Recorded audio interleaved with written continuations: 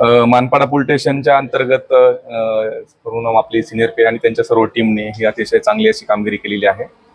मागच्या आठवड्यामध्ये सुद्धा आपण 2 कोटीपेक्षा जास्त किमतीचं MD या भागातून आपण जप्त केलं होतं पलावा एरियामधून, आणि त्याच्यामध्ये आपण 4 जणांना अटक केलेली होती. त्यातला मेन आरोपी जो आहे त्याला आपण हैदराबाद एअरपोर्ट इथून बाहेर देशात जात असताना त्याला अटक केलेली होती. त्याच्यामध्ये सुद्धा आता त्या आरोपीकडून त्यांनी चोरी केलेली गाडी बँगलोरवरून ती आपण जप्त केलेली आहे, आणि त्याच्याकडून सुद्धा आपण परत MD त्या गुन्ह्यामध्ये आपण जप्त केलेला आहे.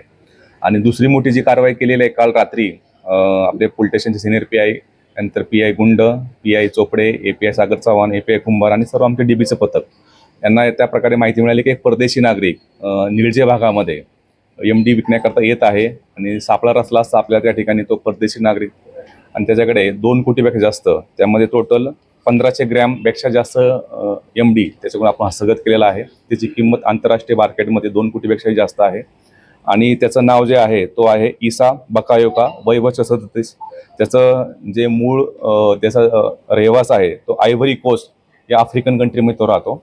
यापूर्वी तो नवी मुंबईमध्ये राहता असं आता पण आपला निष्पन्न झालेला आहे, आणि तो निळजे भागामध्ये ह्या सदरचा माल विक्री करता येणार आहे अशा प्रकारची माहिती मिळाल्यानंतर आपल्या सर्व टीमने जाऊन त्या ठिकाणी त्याला ताब्यात घेऊन त्याच्यावरती कारवाई केलेली आहे.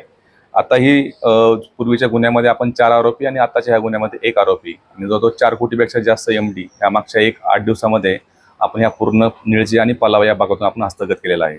सदरची कामगिरी जी आहे आमचे माननीय CP sir, Ashutosh Dumbre sir, joint CP sir, additional CP sir यांच्या सर्वांच्या मार्गदर्शनाखाली केलेली आहे. आणि याच्यामध्ये जे आमचे कर्मचारी जे आहेत, पोलीस हवालदार पाटील, पोलीस हवालदार माळी, पोलीस हवालदार राठोड, पोलीस शिपाई आढे, पोलीस शिपाई गरुड, पोलीस शिपाई झांजुर्णे आणि पोलीस शिपाई चौधर या सर्व टीमने आणि सिनियर PI संदीपान शिंदे यांच्या मार्गदर्शनाखाली, नेतृत्वाखाली ही अतिशय उत्कृष्ट अशी कामगिरी मानपाडा पोलीस स्टेशन केलेली आहे. सदरच्यामध्ये अजूनही आपण हा सदरचा माल कोणत्या ठिकाणून आणला होता, त्या कोणत्या ठिकाणी मॅन्युफॅक्चर केलेला होता याबाबतचा तपास सुरू आहे. निश्चित त्याच्यामध्ये इतरही आरोपी त्यावेळी निष्पन्न होऊ शकतात. त्याचप्रमाणे हा सगळा सप्लाय जो आहे आपल्याकडे, जो आतापर्यंत माल मिळत आहे तो कुठून येतो, कशा प्रकारे या ठिकाणी त्याचं डिलिंग केलं जातं याबद्दलचा आमचा तपास सुरू आहे.